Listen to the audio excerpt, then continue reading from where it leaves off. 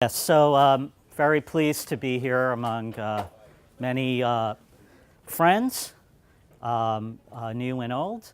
I want to initially highlight John's contribution. So John Davis is here in the pink shirt up front. He's going to field all of the difficult questions. He's a grad student here at the Harris School, but very much an equal contributor to the ideas in this paper. So I'm going to talk about intergenerational mobility curves, and I'm also going to talk a little bit about some very preliminary work that John and I are doing with some co-authors in Norway, Sweden, and Germany that compare intergenerational mobility curves across countries. Okay, so the first goal of this work, this project, is to introduce the approach of mobility curves. This is a little bit of an idea that was initially inspired in terms of thinking about social welfare by work in the inequality literature that use concepts like the Lorenz curve to think about mapping inequality measures to social welfare. I want to first put the very big caveat that we're nowhere near talking about social welfare yet, and I probably should shy away from that in this talk today. For the most part, although the ideas were inspired by this literature, this is very much going to be another set of empirical descriptive ways of looking at intergenerational mobility. And I should say a big part of our inspiration was from some of Magna's work with Burgay. Okay, so the idea is that we're going to consider mobility across the entire income distribution. So a big kind of motivation for this from a few years back is sort of when one of the waves of popular attention on intergenerational mobility came through, and a lot of attention was focused on this so-called IGE, the elasticity. We're trying to capture mobility in one number that's a much more potentially nuanced concept. And one aspect of it was to try to think about differences in mobility across the distribution. So this is one approach to get at that. It also allows for potential nonlinearities and for thinking about differences in upward mobility versus downward mobility. Another motivation was this idea that the intergenerational elasticity was of limited value when you're trying to compare subgroups within a population. So for example, if you're comparing blacks versus whites, the intergenerational elasticity within that group tells you about the rate of regression to that group's mean. But we might be interested in thinking about mobility with respect to the national distribution. And so we want measures that correspond to that. Okay, so we're also going to be thinking about expanding our notion a bit to think about absolute mobility as well as relative mobility, which has been most of the focus in the economics literature. And we'll also introduce sort of a hybrid measure. So I'll get into more detail shortly. And then what we'd like to do is compare intergenerational mobility within the US over time, which is a question that's been popping up again and again. Compare it across groups, as I've mentioned, and compare across countries. And then what we'd also like to do, and this is motivated a bit as some of, a lot of this literature has now been influenced by the great work by Raj Chetty and his co-authors, Nathan, who's here, that pointed out the considerable geographic heterogeneity in intergenerational mobility. What we'd like to do is think about both individual and geographic covariates and thinking about how that influences these measures. Okay, I think those are the main points I wanted to get through. Just for by way of some background, there's been this new focus in the empirical literature on rank-based measures. So I have some work with Debo Bhattacharya that looks at black-white differences, where we look at measures that we call directional rank mobility, which essentially looks at measures such as what is the probability that your rank in the distribution is higher than your parents, if so, by how much. And separately, there are these papers by Dahl and DeLear, and then the more recent paper by Chetty et al. That use intergenerational rank associations. And I think here they're more motivated by the idea that there are potentially some measurement issues in the intergenerational elasticity, and perhaps rank association measures are less susceptible to those concerns. But I think it's important to remember that conceptually these rank-based measures are going to be about one particular type of measure of mobility, which is positional mobility, and it's going to abstract away from differences in the distribution or differences in inequality, and we should be very clear about that.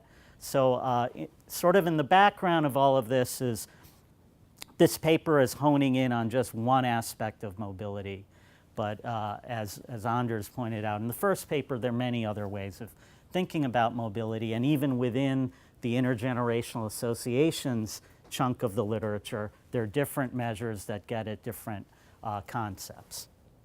Okay. There's this big question in the US literature as to whether intergenerational mobility has changed over time. And I think this is motivated by the fact that we've seen this big change in inequality in recent decades, and there's a natural question as to whether this has affected mobility. And I think, broadly speaking, we know from the 19th to the 20th century by work by Jason Long and Joe Ferry, who's here, that occupational mobility fell over that period. But when we get into the 20th century, it appears the evidence is more mixed. So PSID studies, such as Gary's with Lee, suggest no trend in recent decades. Other studies that I've been involved in suggest that there has been a mobility decline that corresponds with inflection points in inequality and the returns to schooling. And there's the second paper by Nathan and Raj Chetty and co-authors showing no trend in the rank association measure, but as I'll point out later, this is only for cohorts born since 1970s who entered the labor market in the 1990s and 2000s. Okay, I should probably get through this very quickly.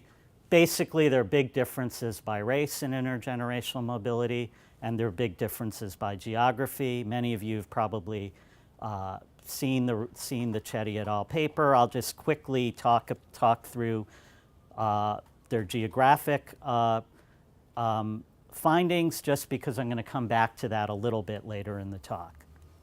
So what they do is for every commuting zone, and here they do it for cities, they plot a rank association. So along the x-axis, you have the parent rank in the national income distribution, and along the y-axis, the child's rank in the income distribution. Here they plotted Salt Lake City, Utah versus Charlotte. The blue dots here are Salt Lake City, and they focus in on two measures. Basically, as you can see, pretty much across the entire distribution, the child's expected rank is higher in Salt Lake City than in Charlotte. They focus on one measure, which is what's your expected rank if your parents were at the 25th percentile. They refer to this as absolute mobility. And then they focus on the slopes of these lines, which basically gets at what does a 1 percentile increase in your parents' rank lead to in the kids' generation. And you see the line is steeper for Charlotte. There's a slope of 0.4 compared to a slope of 0.26 for Salt Lake City. And then this is an example of the heat map that they produce for the rank slope. So you basically get a higher red content is higher slope, greater persistence in the parent-child rank association, and you naturally your eyes are drawn to this big blotch of red along the South Atlantic and the Southeast. And there are other interesting features which I won't get into, but Nathan can. Okay, so I'll circle back to some of this later. Okay, what are we doing in this paper? We are going to be looking at 3 different measures of mobility. The first is going to be rank mobility, which is essentially going to be the change in rank from the parent generation indexed by 0 to the kid generation indexed by 1 at every percentile of the distribution. So at the first percentile of the parent generation, we'll say what was the average change in rank, and we'll do that throughout the distribution. We'll show visually, in many cases, the raw data, the dots for every percentile, what's the rank change, the smoothed kernel, and then we'll also show linear lines as well. And one big point to make is that this rank mobility measure, we thought about this some time ago, John and I, around the time that the Chetty et al. Paper came out, and we realized that essentially what they do, this conditional expected rank, that rank association that they show, contains essentially all the same information. We're just looking at kind of the first difference. We looked at this rank change because it corresponds to what you could do in terms of social welfare calculations. But basically all the information is the same. And as it turns out, it's kind of nice looking at their formulation of it. So I'll sort of go back and forth between the two types of charts. But you'll see, I think the charts are a little bit more intuitive when you look at these rank associations. So I'll shift to that quite a bit. We'll also look at absolute mobility, where we're going to think about it in terms of dollars and literally look at the change in dollar income at every percentile of the distribution. Yes, Gary. I haven't been keeping up Yeah. with this aspect of your work. This is my chance to catch up. Are P and percentile sub-zero the same thing as each other? I'm just trying to... Yes, I think that's right. Yeah. Yeah. That's the same question. Okay. Yeah, we probably could do notation. That It's just going to be a rotation of the previous graph by a Yeah, single- you'll see it in pretty shortly. Yeah. Yeah. So our is that good, Gary? Yeah. Our second measure will basically look in the change along the y-axis. Instead of the change in ranks, we'll actually have a change in dollars. And when we won't show it today, but in principle we've done this for other countries as well, and we'll be able to look at that. And then our third measure is a bit of this hybrid measure. It's going to be taking each individual's income as a share of the entire national income, and then looking at that share by percentile and the change in the share of national income at every percentile in the distribution. So this is a relative measure because it's sort of looking at relative to the entire distribution, but our metric's going to be in terms of dollars, not ranks, so it's a bit of a hybrid of the two. Okay, so the first set of estimates I'm going to show you are going to be our sort of baseline US sample, where we're going to use the NLSY 79. This data set has been a little bit less used for intergenerational mobility than the PSID because it's not as good for capturing lots of measures in the parent generation, but they do in fact collect parent self-reported information on total net family income in the first few years of the survey. So for the parent generation, we're going to use up to a 3-year average of income from 1978 through 1980. And we're going to, for the kids, we're going to observe them as adults when they're between the ages of 33 and 52. And we're going to look at the average income over a 7-year period. And when we don't have income for every year, we'll use the average of the income in the years that are available. One nice thing about this measure, since it's rank-based, is we can include zeros as opposed to the intergenerational elasticity. Okay, we're going to include the oversamples and use weights, and our final sample is going to include a bit less than 7,000 parent-child pairs. Okay, so let me walk you through our rank mobility estimate. So here, as before, as in the Chetty et al., we have the family income percentile arrayed along the x-axis, and along the y-axis now we have the change in percentile at every point. So for example, those at the very bottom of the income distribution on average, change something like 30, 40 percentiles. And we do this for every percentile in the distribution. Just to sort of fix ideas, because it's hard to think about what we should think of this measure until we start to see it for different groups or different countries, I put this gray line here, which is sort of getting at, I wouldn't really want to call it perfect mobility because we don't necessarily want to randomly assign people's ranks in the income distribution, but if we were to do that, this is what it would look like. People at the very bottom, if you were expected to end up at the median, you would on average increase 50 ranks, and people at the very top would fall 50 ranks.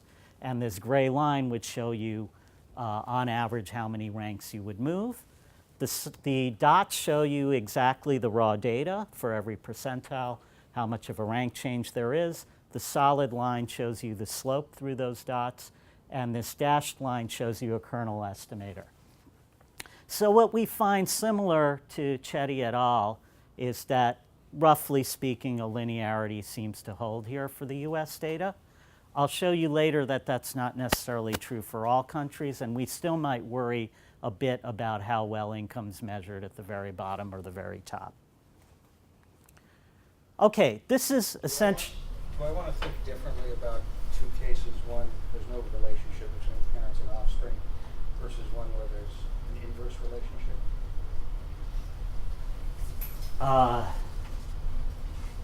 In other words, it's one thing, suppose there's only two income levels. Like you said, Okay. the probability of the outcomes next period is independent of the parent's income. A different one would be, I think it was a Markov chain where the transition matrix was 0, 1, or 1, 0. A complete reversal. Yeah. I mean, I just Yeah. I know I'm thinking about mobility. Is there...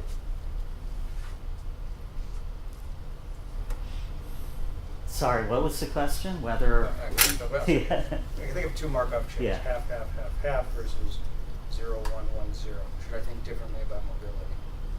Should you think differently about mobility?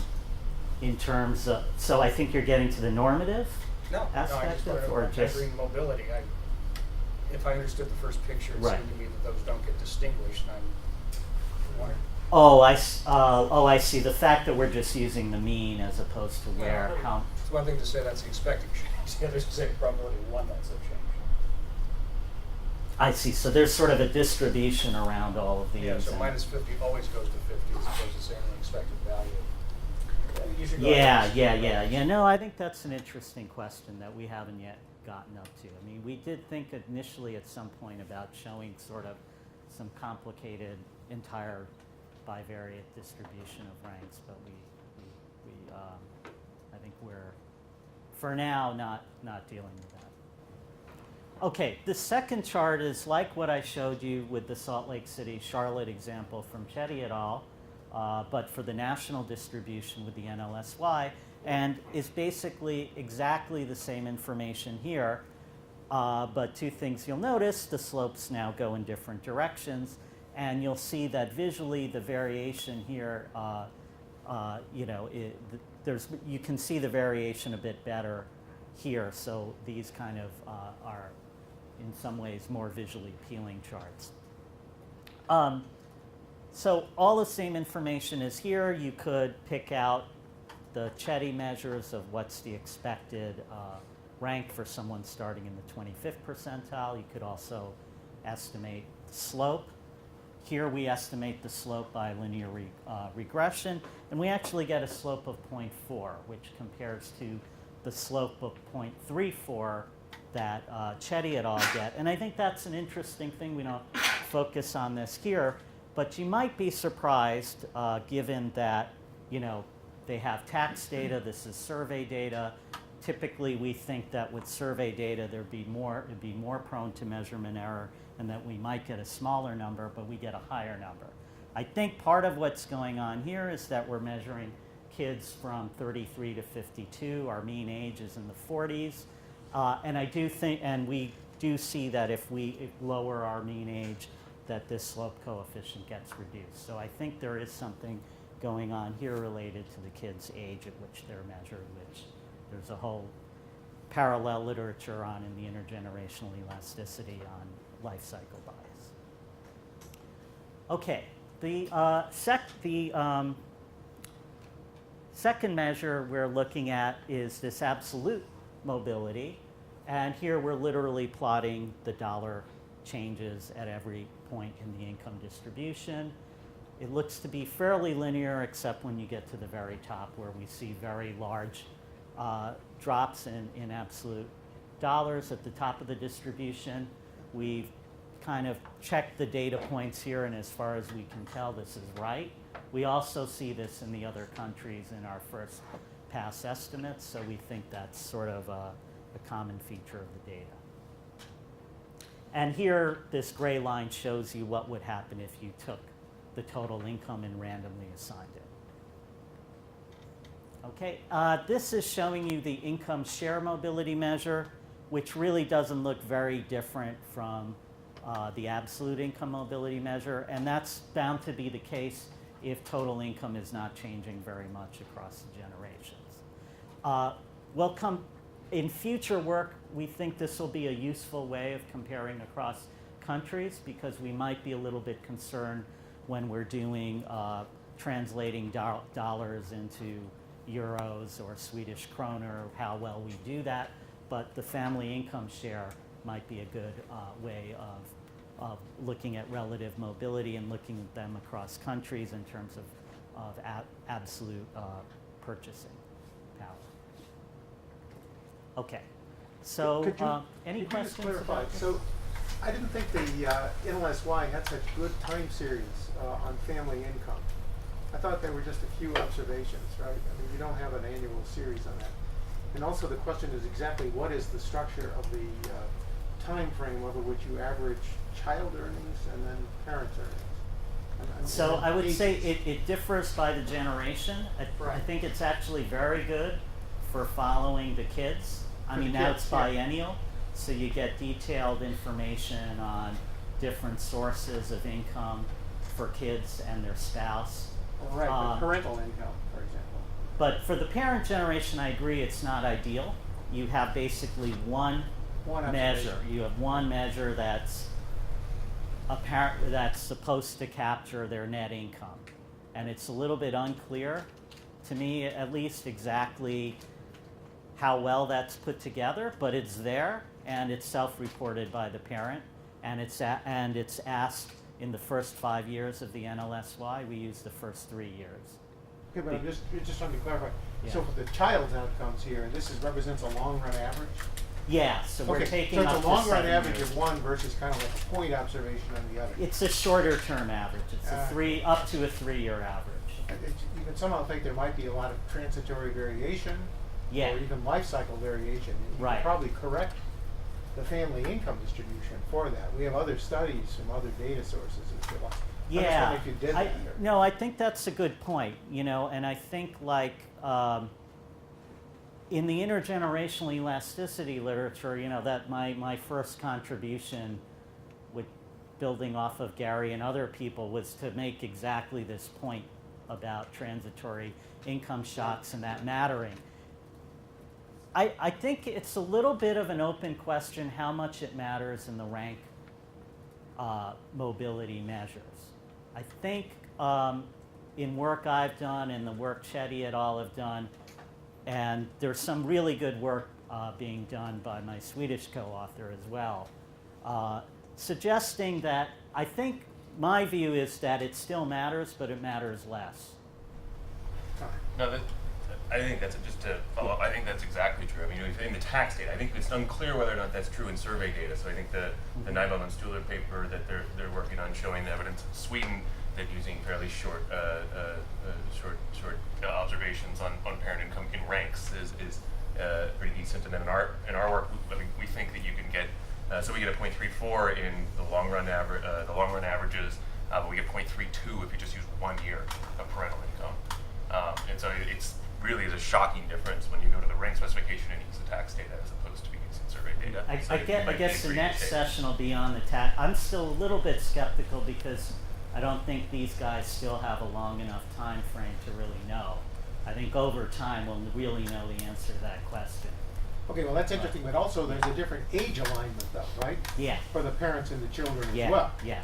And that's also quite important, I would guess, right? Yeah, I Very think different that stages could, of life cycle. yeah, and again, I think in the regression context, that's been shown to be very important. In the elasticity measure context, that's been shown to be very important for both parents and kids. It's a little bit of an open question here, but it does matter. For example, what we did here was if we cut, the age range for parents, we cut at 28 to 60. But if we allowed, 75-year-olds, this definitely lowers that, Yeah.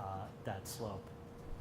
So it is a factor, but exactly how much, I don't know. So there are no studies for the U.S. which would do something like this on true long-term measures.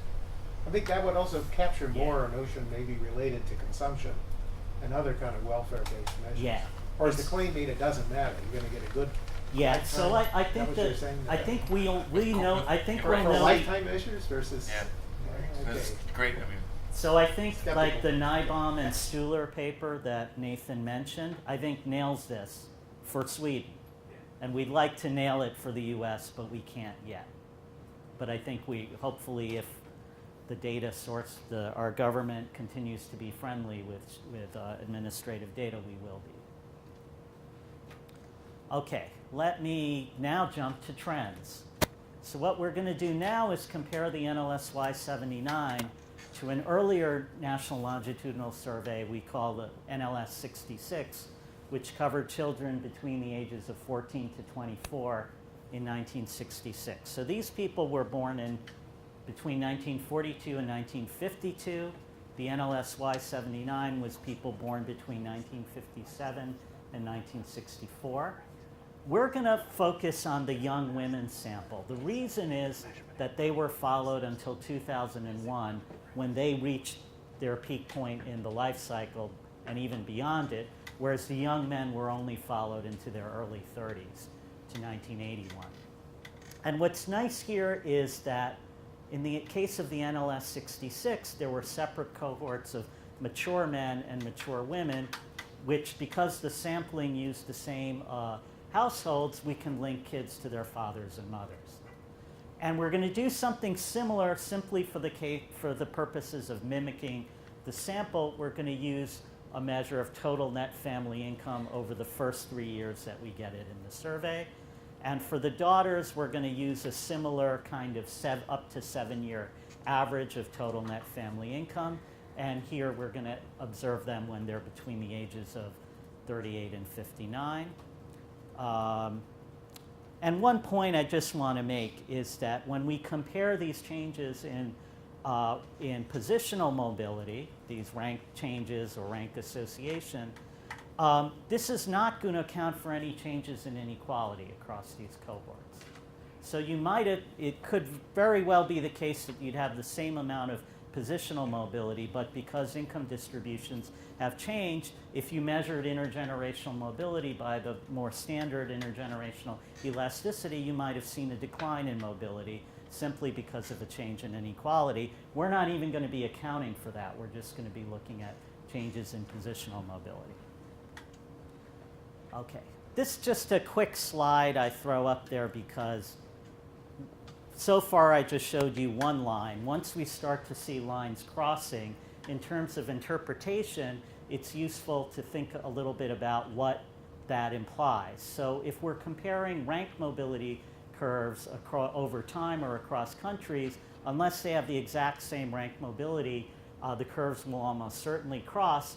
And then once you have crossing curves, it's a little bit tricky to think about social welfare. As I said, I don't really want to go there in this talk yet. But the basic idea is that when you see this kind of crossing, it's going to depend on your weights of upward mobility from the bottom versus downward mobility from the top. When we look at absolute mobility curves, they very well may not cross, in which case you might be able to say something in terms of dominance more clearly. We're also a bit further on when I start to look at subgroups within a given population where we use a fixed distribution, say look at the mobility of blacks and whites according to the national distribution. Here, the curves may or may not cross. So it could be, and as you might expect, white rank changes at every point in the distribution are always above black rank changes. And so here stochastic dominance results are more likely to apply. I just wanted to throw that out there before showing the charts. Okay, so this is basically showing you, we didn't put in the raw data here, but showed the linear estimates and the kernel estimates using this conditional expected rank. The red line shows you something very similar to what you already saw for the NLS Y79, where you have a slope of 0.4. For the NLS 66, what you see is a pivoting of that line. So for people who started at the bottom of the family income distribution, in the NLS 66, their expected rank is higher than those in the NLS Y79. But for those at the top of the family income distribution, the NLS 66 expected ranks are lower than for the NLS Y79. So depending on where you are in the distribution, there's been either an improvement or a decline in mobility. If we focus on the slopes of these lines, there's been a fairly significant change. So the NLS Y79 line has a slope of 0.4. The 66 line, for those earlier cohorts born in the 40s and early 50s, has a slope of just 0.26. And this is actually a fairly substantial change. So if you look at the Chetty et al. Online tables and, for example, look at the distributions of the rank slopes across cities, moving from 0.26 to 0.4 is like moving from the 40th ranked city to the 338th ranked city. So this suggests that even just positional mobility appears to have changed markedly across these cohorts. But this is just about the ranks. Sure, but what it means, I suppose, you have a change in inequality in all part and a change in inequality in upper part. I mean, what it means to move 10 positions depends on the inequality distribution. Right, but... So why do I care about this position? If it's all driven mechanically by changing the cross-sectional distributions of income? Yeah, and that raises a... I think you can. I mean, I think you can just compare this thing more naturally. I think across sample. I think there's, obviously you care about the joint distribution. I'm trying to get some knowledge about the joint distribution, but I think it's just this is a parsimonious way of summarizing one of those measures, and you obviously have to combine it with the joint distribution. But I think what he's showing here is surprising to me, right? So we find evidence that this is really stable going from the 1970 cohorts going forward. And if it really is the case that this is really moving around prior, then I think that tells you something different. Those are not surely you want to interact with the income distribution, but it's not clear that which of those is sort of the most preferred measure. Is this one of them? It would be nice to know if it's just the distance becoming smaller or larger versus actually been a change in if you somehow held the distribution fits what would be, no, that's probably something we can. How much is coming from a change in the cross-sectional distributions? I think that's a good point, but I think the two are wrapped together, and it's hard to kind of. You can construct a global income distribution, so you combine the two data sets, inflate the incomes from the lag, and assume something about inflation, and you construct a kind of a combined income distribution to the ranks and the kind of total. Right, but it's hard to know whether everything would have stayed the same otherwise. 0.26 seems like a surprisingly low estimate in light of other estimates. It's not from the NLS 66. There's only one estimate from the NLS 66 that's high, and that's the paper opposite yours in the AER by Zimmerman. But what are the standard errors on these two estimates? That's a good question. We should know that, and I don't. I would gather from IGE estimates from 79 that it's in the order of 0.05, 0.06. I'm not. NLS 66 is a smaller sample, so it might be closer to 0.1, but yeah. one other thing on the comparability across the samples. It looks like a lot of the difference is being driven by parents at the bottom of the income distribution And the top. characterizations of the transfer. Yeah, and so I agree it could be significant at the top, but the bottom, I mean, it really, that's a massive 10 percentage point difference. Yeah, I mean, that was one of the points I was going to make is across the middle of the distribution, you don't see as much going on. But is there differences, though, in the survey weights about how they treat transfer income to parents that would lead to? It's possible. We've looked at, this is sort of our second pass, and we've got to do a third pass to kind of get at this, but it doesn't, so far what we've done hasn't really, things fiddle around by 0.01, but not Like, much look more. at just the conditional, the CDF of income that's reported, and then compare it with other measures of the CDF Yeah, of income. that's something we should Differs do. systematically at the Yeah, bottom. yeah, we should compare it to, say, CPS or something like that. Yeah. So how about labor force participation? How does that change between the two cohorts? I guess, I mean, Yeah. 66 and 79 is like really two sides of the revolution. Yeah, no, I mean, there's been a dramatic change in women's labor force participation over this period, and we haven't yet sort of factored in how that might have affected things, but that's certainly a possible role. So I've got till 10 after, is it? 15 after, okay. One just comment is we do have the tools, and we actually have the slide. I don't think it's in the presentation today. So right now we're just focusing on ranks because it's sort of comparable to other studies that we're familiar with, like the Chen et al. Paper. But we also we plan to include slides on the earning share change, which exactly captures this idea that what it means to be in the 20th percentile may mean something completely different today as it did 30 years ago. And we see a similar large change in trends in income share mobility across the two surveys as well. Unfortunately, I don't think that's Yeah, I don't think it might, this is the absolute one. Yeah, I didn't put in the share one. The share one looks very similar to this. Yeah. Okay, so this is essentially the same information as this, but as you can see by the scaling, it doesn't look as dramatic, but it's the same. This is looking at absolute dollar changes, and again, you have this similar pattern where the absolute dollar changes for the 66 cohort were higher at the bottom of the distribution, but lower at the top of the distribution. So we see a similar pattern with both absolute and relative mobility. Okay, so I'll try to summarize this kind of quickly. There's probably too much here. I'm going to argue that this is all consistent and sort of alluding to what Nathan just said. I think the patterns of the evidence can be reconciled with not too much difficulty. So an earlier paper with Dan Aronson, we used an IV approach to look at historical changes in the intergenerational elasticity. And we found, using historical censuses, and we found this sort of U-ish shaped pattern that corresponds, for example, to changes in the return to college as estimated by Golden and Katz, where you see two big inflection points. A decline in inequality from 40 to 50, which also corresponds to a decline in the intergenerational elasticity, and an increase in the returns to schooling and the increase in the 90-10 wage gap from 80 to 90 that corresponds with an increase in the intergenerational elasticity. There's other papers as well. Bloom and Western also document a decline in mobility across these cohorts.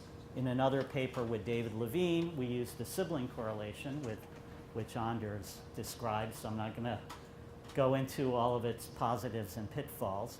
But we basically see across these cohorts a rise in the brother correlation in earnings, family income, wages that correspond to the same period in which you see a rise in the return to education.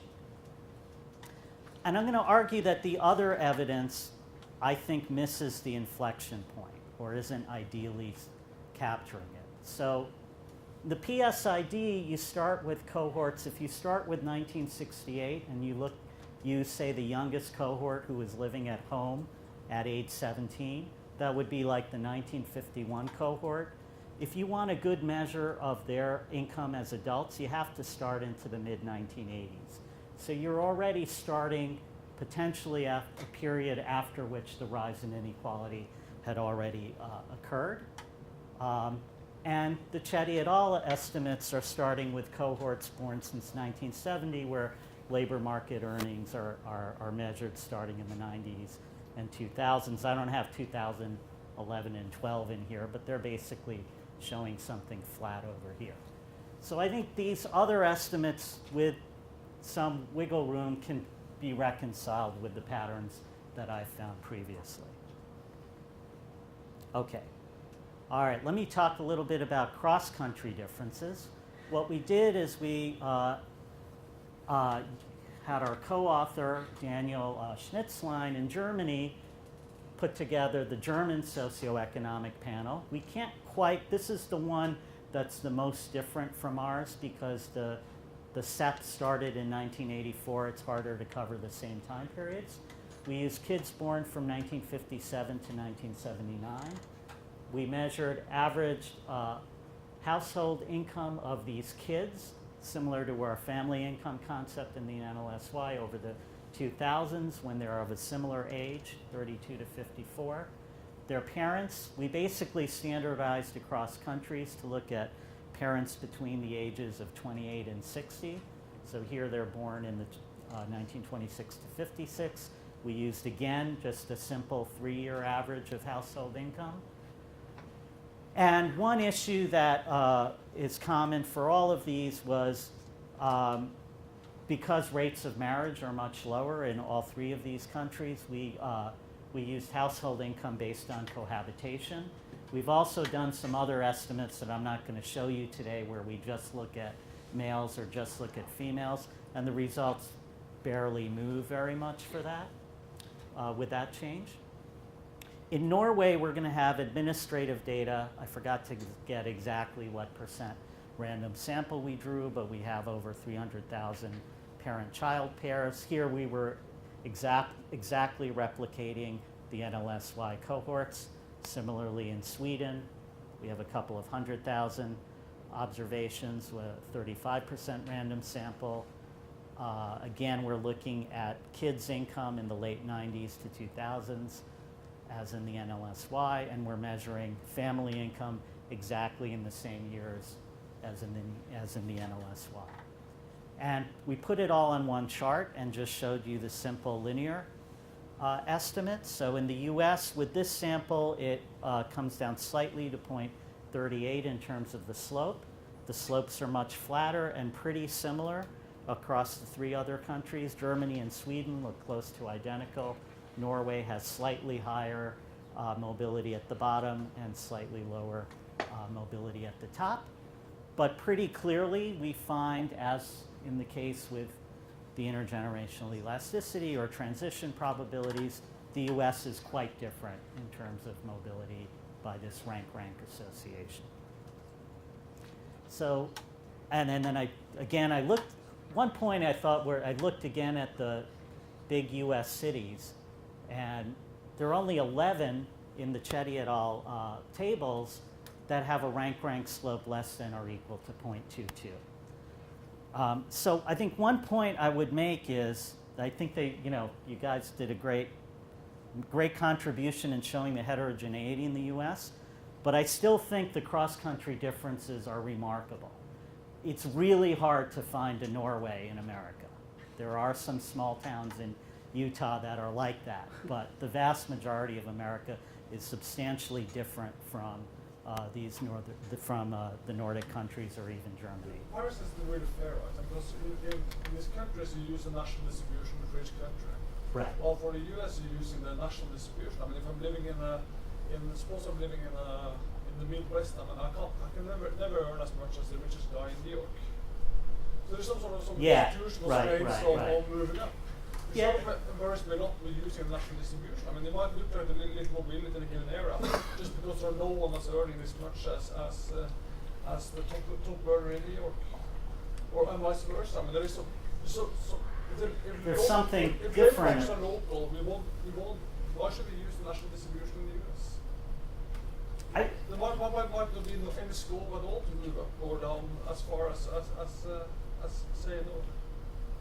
I mean, I think that's part of the point where we're making. I mean, you might say, okay, that's not so interesting.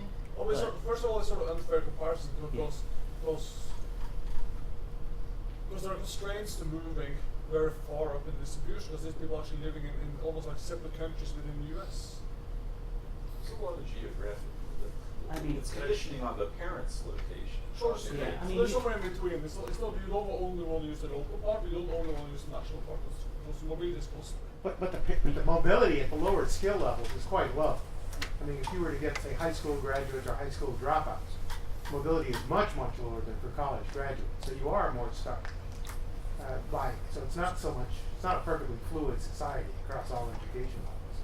So the point is valid, I think. But more generally, I mean, why not separate it out by different ethnic groups? The U.S. is very heterogeneous Yeah. groups of people. Yeah, no, we're getting there. And also, in terms of Magnate's point, it's also cost of living differentials. I haven't seen a welfare comparison yet presented today where I actually say, okay, I make more money in New York, but I pay through the nose, or San Francisco and so forth. Yeah, cost of land, right. the amenities. I mean, I haven't seen any kind of careful economics where you're really Yeah. coming up with true welfare measures about. Yeah, I agree with that, and we're hoping to do that as well. Chetty et al. Claim that when they look at cost of living, it doesn't matter. I'd like to look at that more carefully as well. We haven't done that yet, but what we're doing is we're getting we've got the geocoded NLSY now, and we can then incorporate cost of living differences as well in what we're going to do going forward. If you do the same estimate state by state, does it change in the US? Yeah, I mean, part of what I was going to say is obviously there's a band around this, and I think the Chetty et al. Papers show that it's quite a large band. But I think my point is that these are really different from even the most mobile US. That's the point, that you can only find a handful of cities that have, at least by this persistence measure, the same type of mobility. There was a hand in the back. Yeah, so how would those lines look if you excluded like the top 5 and top 10%? I guess that the income distribution is much more narrow in the European countries. So in absolute terms, the step from 95 to 100 is much, much larger in the US. Yeah, actually the next slide has the kernel estimates. And so I think one point is that sort of similar to the over time comparisons, in the middle of the distribution, Germany is very noisy. This is only like 1,000 parent-child pairs. So I don't know how you want to make too much of it. But you see a similarity in these rank mobility. It's really at the very bottom and the very top that you see these differences. Yeah. A little more as to why, I'll say why it's interesting to do comparisons like this. And what I mean is, if you put up Liechtenstein, and let's suppose it had more mobility in the United States, I don't think we'd be terribly excited. And the general principle is there's an implicit comparability that's being assumed. Look, and yeah. all the Right. comments were examples of that. You refer to the U.S. as a bunch of countries put together, or regions, etc. And I guess I'm not I think appreciating because why- we're thinking about policy and institutions potentially But mattering. without any conditioning on the fact that, I won't talk about Germany, but there's no its population of 5 million, so Sweden's what, 10? The point is, you start off with these very homogeneous societies with really different histories, Right. different natures of geography, etc. And you make the observation that this behemoth exhibits some, by one ranking lower mobility. I don't know how to process it. Yeah, no, there's a lot going on, and let me just sort of, but there's, for example, if you believe the NLS 66, this was tilted a lot more like that a generation ago. And there's stuff that's maybe happened here that hasn't happened in these other countries. And some of that stuff is, I mean, as I'd agree, there's a lot going on, but some of it is institutions. That I'm sure is the case. And that, I think, is the core of why we're interested in it. No, but that you gave what I think is the right comparison. Curve at one point in time, and a curve at a different point in time for the same country. I guess I realize that this is a very high level grumble, but Right. I really do worry that they're just rhetorically powerful without actually having much of substance. Doesn't the same objection apply to comparison over time? Many things change in the same country. We have, it's one thing to say that like I know more about the differences between the U.S. in 1970 and 2010 than I do about differences between Norway and the United States because I'm integrating over the entire histories.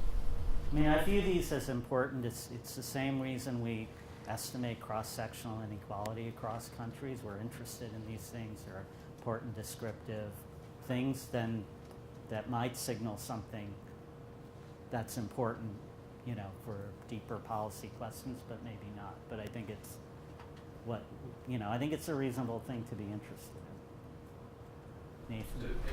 One of the things that I think people were raising concerns about kind of the interpretation of the U.S. is that, well, there's heterogeneity, and maybe, you know, that curve would kind of be flatter within once you control for some heterogeneity. But once you go into geography, it actually looks kind of fractal, so to speak. So actually, you know, if you take those averages across geographies, you average up to something that looks a lot like that. And in particular, in the regions like the South, you see lines that are much steeper than what you're looking at on the page. So even if you take something that's the size of Liechtenstein in the U.S., you get estimates that are very, very different about the positional mobility ranks. Now, do we care about positional mobility? It's also using national distribution. Right, so that's the second point. So the comparison here with particular cities is, you know, in the U.S. we fix everybody in the national income distribution. Now it turns out that's not very different if you just do everything with local ranks. You get a pretty similar geographic picture and some pretty similar slopes. But conceptually, what you want to do the comparison right is to do the within the ranks within localities in the U.S. to just compare the slopes so that everything is within. Whereas in the comparison of 11 out of 384, it's not exactly the same comparison because we rank people in the national income distribution, so we're holding the benchmark fixed across these comparisons, whereas these curves are all relative within each location. Okay, let me move forward with my. But you'd also want to compute sort of the probability of moving to a higher distribution, right? So in other words, it seems like part of opportunity would be, so I grow up in, say, Biloxi, Mississippi, but I go to college. I can then migrate to New York. I mean, I'd like to also know what that migration probability is to get to the higher distribution. So what we do is just assign everybody to where they grew up, right, and then not care about where they go. So it's in some sense internalize the value of the But in terms of equality of destination. opportunity, wouldn't you really want to be able to sort of gather sort of what the probability is? But I can take moves outside of my current location. So geographic mobility could be one way people get, you know, economic mobility, right? But we can keep going on all those down the Jeff, channels. I think what Jim's saying is that's an interesting outcome in itself for you guys to Correct, look at. yeah. I'm not going to disagree with that. Yeah, but it just gets to the point though, that these markets are different. And part of the geographical difference is partly because, I agree, there's probably a fractal quality. There's a poor group of people in San Francisco, as well as in New York and in Wichita, Kansas, I'm sure. So the point is that, but I'm not entirely clear what the benchmark should be at all. What the measurement Totally is. agree. So I just don't understand exactly the national rank. There's some of the reasons we talked about, you know, where you're moving, because there really is a kind of substantial, seems like cost of living difference. So we've adjusted for cost of living in the paper, but we don't think that drives the differences. I mean, some of the most mobile places are like rural Kansas, and it's not that expensive there. Yeah, but even like home cost of provision of food, for example, I mean, Yeah, it's cheap. I haven't seen your adjustment, but that seems like that's quite difficult to do. I'm It's going to move difficult, forward. I think. Since we're talking geography, why don't I get to my Yeah, okay. geographic results as well? All right. I think I've said most of this, so I will skip this. Okay. All right. We can look at characteristics, and we've only sort of hit the tip of the iceberg so far, but we're going to look at more in future work. As Jim mentioned, we might care about the differences by race, ethnicity. In the data we have thus far, we have whether you were living in the South at age 14, and we know the 4 census regions at age 18. In future work, we're going to get the geocoded NLSY, so we'll know county level attributes at birth. So we could incorporate all of the kind of factors that Chetty et al. Used at the aggregate level, as well as individual characteristics like potentially kids' cognitive ability, non-cognitive measures, parent education, family structure, and put all of them together. Now that still might not give you a causal estimate, but it'll allow you to sort of see how important is place relative to your own characteristics or your parents' characteristics. Okay, differences by race. Now I'm shifting back to the rank change measure that I showed you initially. You could just tilt these the other way to get the expected rank, but you basically see a very clear ordering. The white-black difference, the blue line and the red line, has been well established. One nice thing is that we estimate this for Hispanics, and lo and behold, it's exactly in between the white and black lines. And the same thing holds in terms of absolute mobility. The dollar changes are highest for whites, followed by Hispanics, and then blacks. Okay. This is showing now the conditionally expected rank by region. So now what we've done is looked at age 18 region. And I think one interesting thing is that once you aggregate up the commuting zones in cities in Chetty et al. Showed quite a wide variation. But once you aggregate that up to broad regions, you don't get as much heterogeneity as you might have thought, given like a look at the heat map. You might have thought the South was going to look dramatically different than the rest of the country. In fact, it looks fairly similar to the North Central in terms of mobility. What we find interesting is that for most of the distribution, it's the Northeast that actually dominates in terms of mobility. And the other striking thing is the West has the flattest slope, which is what you do see in the heat maps.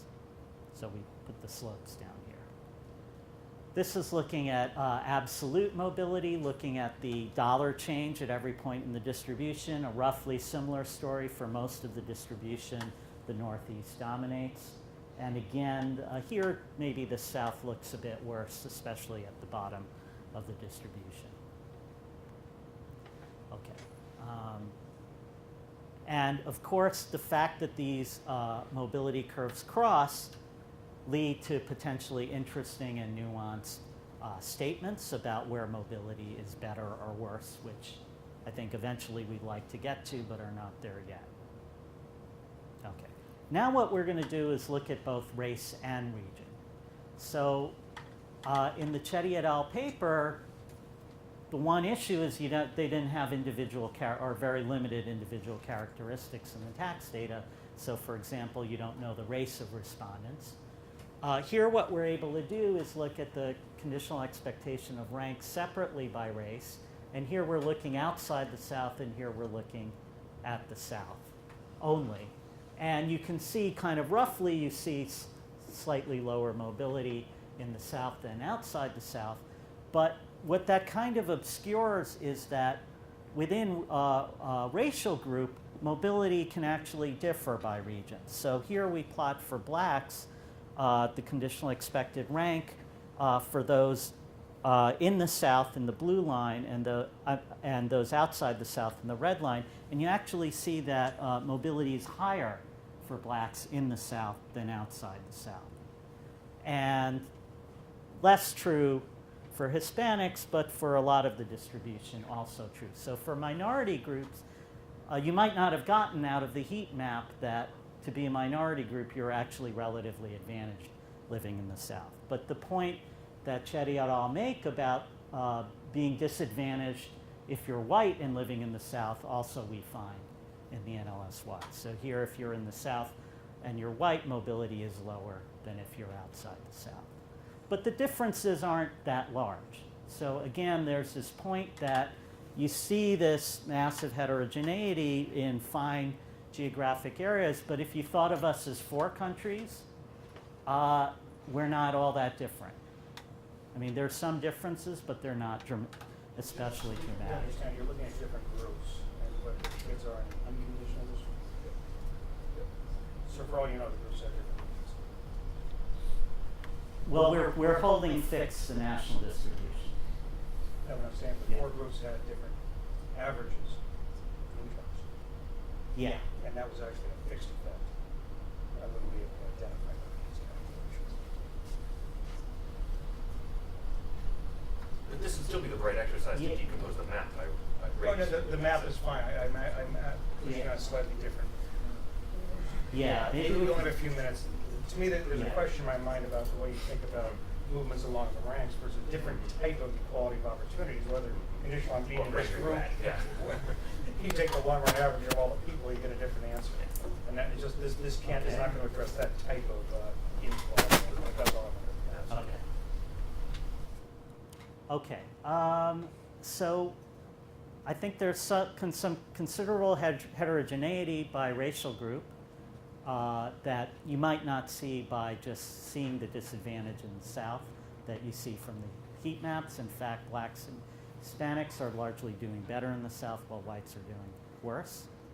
I think I've said all this, so let me move forward. I think the last point, and this is again just skimming the surface, you see large differences in mobility by AFQT scores. So this is the AFQT taken by everyone in the NLSY 79 that was used to norm the military test, and you see mobility is higher for those with above median AFQT scores.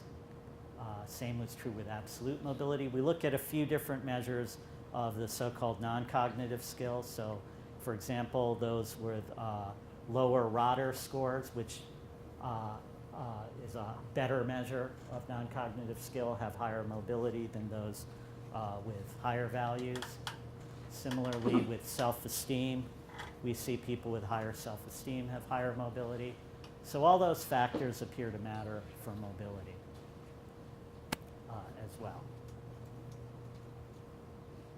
Okay, and we find that the gaps by cognitive skill appear to matter a bit more, but we're doing this, this is all very reduced form, so we're not looking at the kind of a more stage developmental model that might get at the interactions here.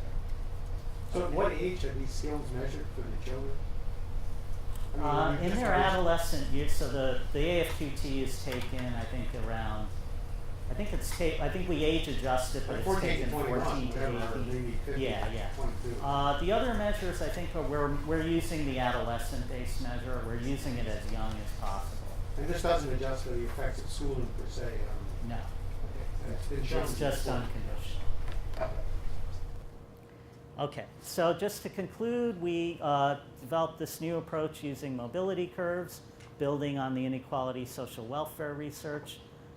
We take a representative sample of cohorts now in their 50s and look at measures of absolute and relative mobility, document a sharp decline in this relative rank mobility, the slope of the Intergenerational Rank Association compared to earlier cohorts.